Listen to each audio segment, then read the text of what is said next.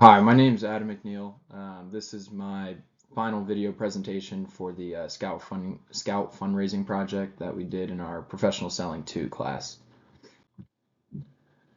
So my sales experience before this class, I interned with Spire Motorsports 2 summers ago as a business development intern, where I did learn about prospecting and like setting up meetings.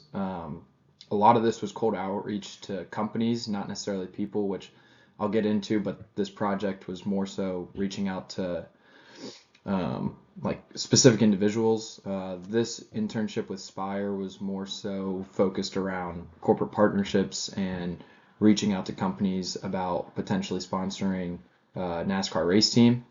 Um, this experience still provided me with, you know, building a presentation to show a customer or just lead generations through LinkedIn or other platforms to find prospects.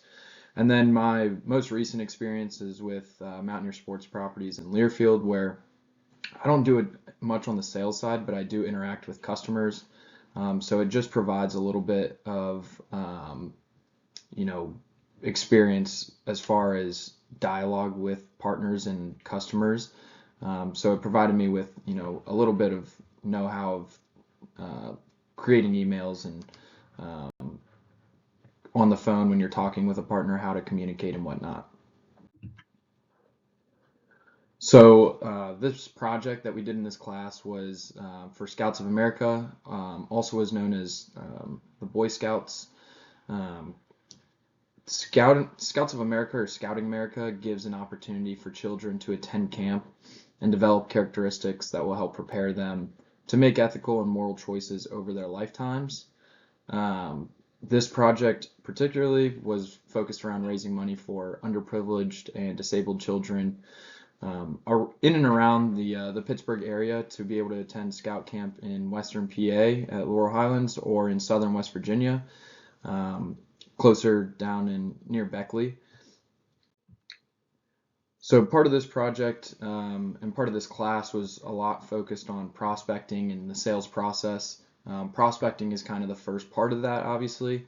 So for this project specifically, we started with finding a list of, or creating a list of 30 prospects and putting them on a spreadsheet. Leads were then generated through LinkedIn and referrals. I'll talk about referrals later when I talk about specific donations, but for my 30 prospects, I was going through LinkedIn and going through WVU alum pages and local people to the camp areas to find names and contacts that might be interested. So like I said, we organized this on a spreadsheet that included their contact info, occupation, and some sort of connection. So that's where that either West Virginia alum or a lot of my prospects were local to the Beckley or Southern West Virginia area, and that's where those those connections were. And then the contact info was provided by sales managers, which another class at West Virginia was kind of in charge. It was a sales management class, but individuals in that class were sales managers for us, and so they had access to Zoom info. And so then we kind of worked with them, and they kind of oversaw our journey or our project in a way. But they were big helps in providing those contact information so that we could reach out via calling or emailing those individuals. So the introductory email, we sent these to all of my prospects. This included a brief introduction of myself, being a senior at West Virginia in a sales class, hoping to work in sales, and then it also explained what the project was. Super brief, nothing long. Like I didn't want to give them a book to read on an email. I wanted it to be pretty short. And then at the very end, I just included a link to a quick video that kind of showed the camp, just so they could see a little bit about it, and then also a donation link if they wanted to donate just off of the email, but also if they wanted to go back and find that link to donate or send it to somebody else.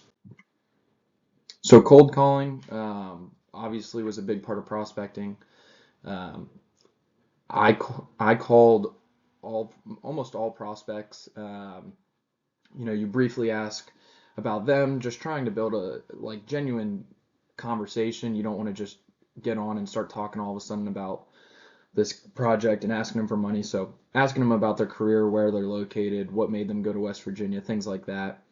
And then, would get into discussing the project and eventually asking whether or not they'd be interested in contributing.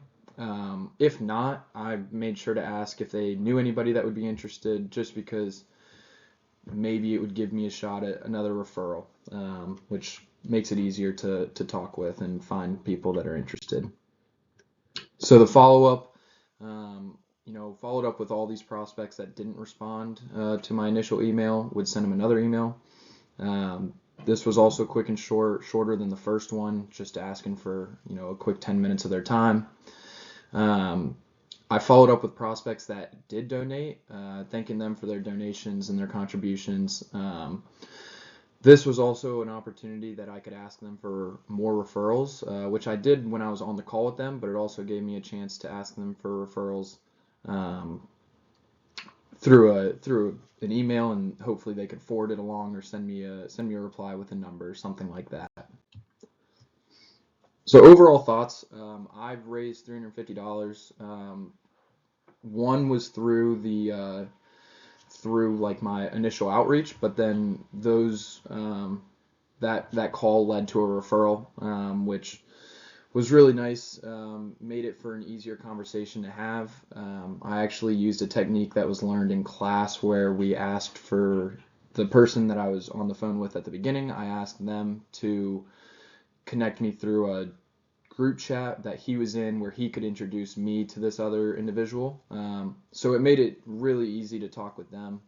But overall, warm prospects are way easier to have genuine conversations with. Like I said there, cold calling, they don't necessarily want to talk to you. You're kind of bothering them in their day. It's just not the most ideal situation. But emailing before all of these cold calls, I think, worked well, because it gave me a talking point to, like come back to. When I got on the phone, I could say, oh, like I sent you an email a couple weeks ago. I don't know if you saw it. Things like that. It just gave a little bit better of a transition when I'm talking to the individuals.